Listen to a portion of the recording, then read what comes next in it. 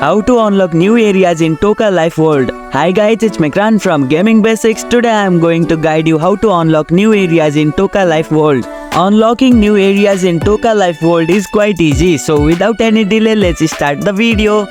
Open Toca Life World. Launch the game. Start Toca Life World on your device. Access the store. Look for the in-game store icon, which is typically represented by a shopping cart or a similar symbol. This icon is often located on the main menu or within the game's interface. Browse for expansion pack. Find the map and location. In the store, look for expansion pack. These are usually available for purchase and can be include new maps or areas.